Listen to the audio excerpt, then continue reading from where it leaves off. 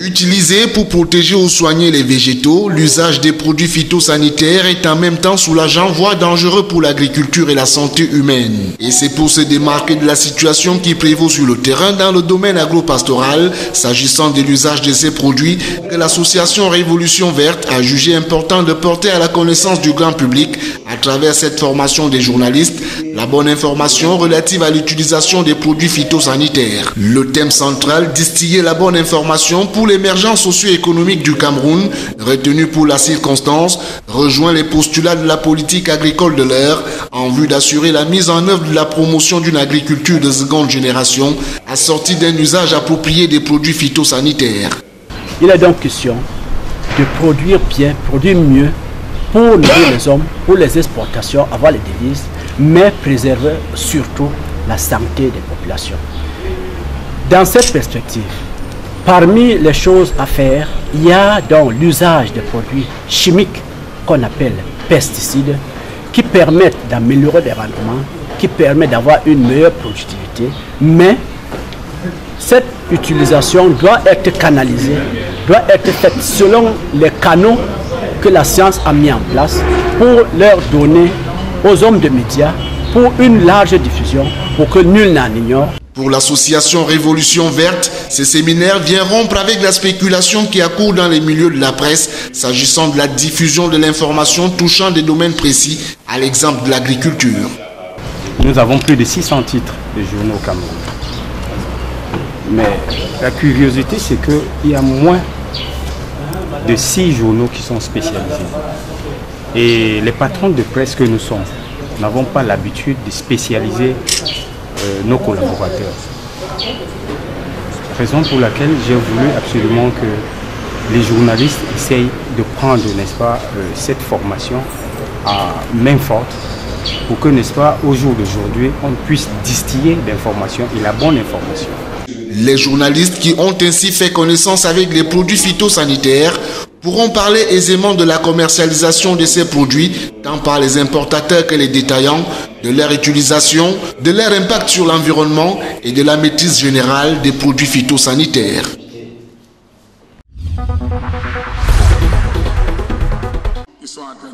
Il était question d'évaluer l'état des préparatifs des examens officiels de la session 2016, définir une stratégie idoine pour un bon fonctionnement des activités de fin d'année scolaire, évaluer le niveau de réalisation des journées portes ouvertes, les visites médicales systématiques et le respect des programmes en cours, entre autres.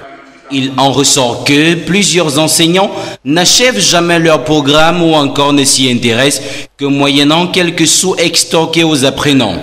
Conséquence, plusieurs élèves libérés dès la fin du mois d'avril échouent aux examens officiels suite à une formation inadéquate. Les établissements scolaires sont devenus bien plus des centres commerciaux que des sources de dispensation du savoir. Là-dessus, Émile Yomkil, délégué régional des enseignements secondaires pour le littoral, a interpellé les responsables des lycées et collèges à une prise de conscience.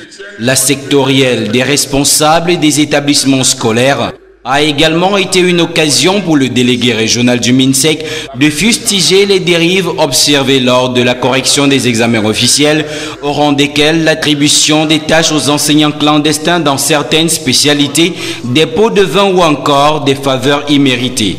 Au-delà de cet aspect, un autre volet non négligeable est l'effectivité des visites médico-scolaires qui reste encore boiteuse. D'après le médecin-chef de l'inspection médico-scolaire du littoral, plusieurs apprenants souffrent des maux non déclarés tels que des infections, des malformations qui au fil du temps entravent parfois leur cursus scolaire.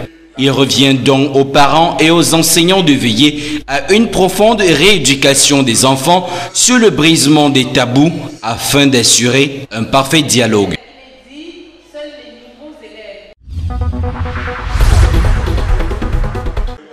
Organiser sans anicroche l'ensemble des examens et concours relevant du ministère de l'Éducation de base pour le compte de la session 2016, c'est l'objectif des assises de Yaoundé qui regroupe les délégués départementaux de l'éducation de base Il est sous-directeur des examens et concours des 10 délégations régionales de l'éducation de base. Il sera question de les outiller en technique et nouvelles dispositions contenues dans la circulaire ministérielle relative à la bonne organisation des examens et concours de la session 2016.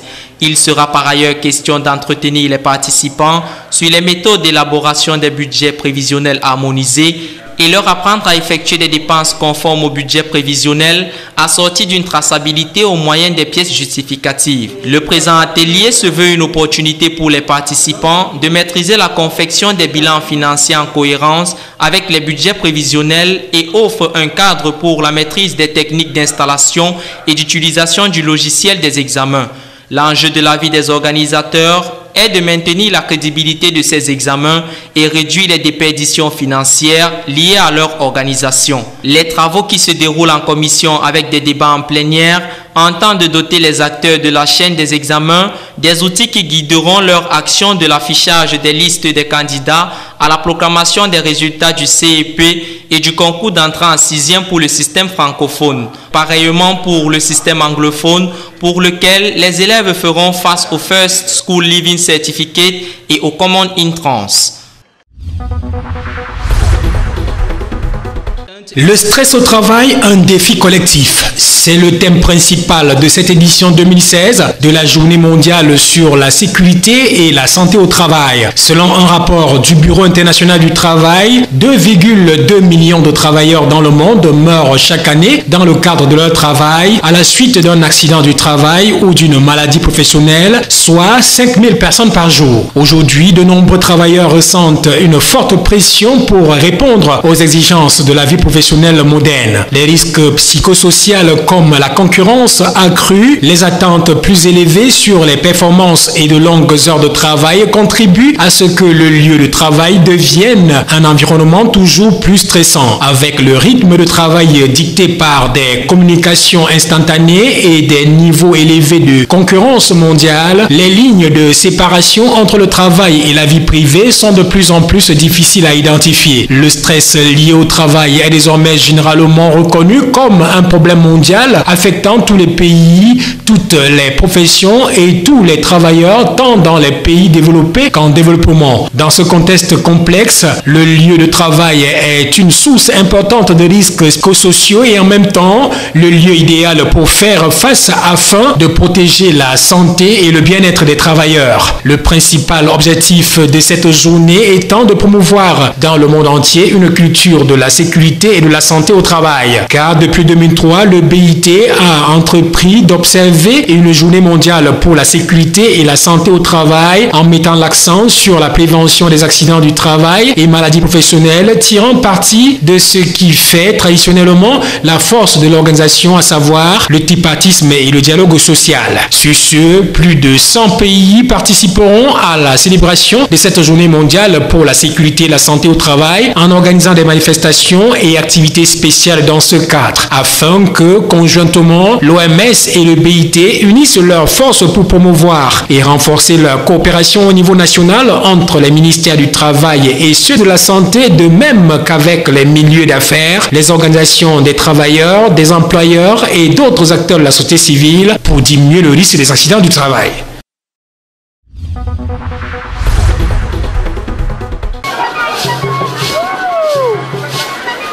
Dans le folklore camerounais, la danse ne consiste pas seulement en l'exécution des mouvements du corps à un rythme, mais elle est aussi l'expression d'un ensemble d'émotions. C'est le cas des cérémonies funèbres où l'on danse les Sewe chez les côtiers et le Kungang à l'ouest du Cameroun. L'Ambasibé, le Gouma et le Mendiang, quant à eux, s'exécutent à l'occasion des joies, respectivement dans le littoral, le Sahel, le centre et le sud. À côté des rythmes traditionnels, le Cameroun recèle des danses classiques telles que le Makossa, la Siko, le Bikuti et le Benskin. Le pays s'est doté d'une fédération de danse sportive et assimilée.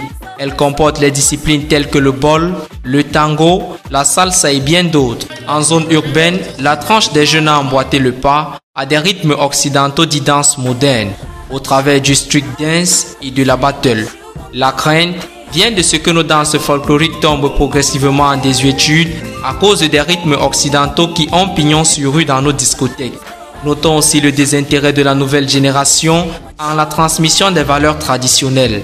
La Journée internationale de la danse est donc une occasion pour toutes les parties prenantes de réfléchir aux actions à mener pour pérenniser les danses traditionnelles camerounaises. Rendue à sa 34e édition, elle a été instituée en 1982 par le Comité international de danse en partenariat avec l'UNESCO.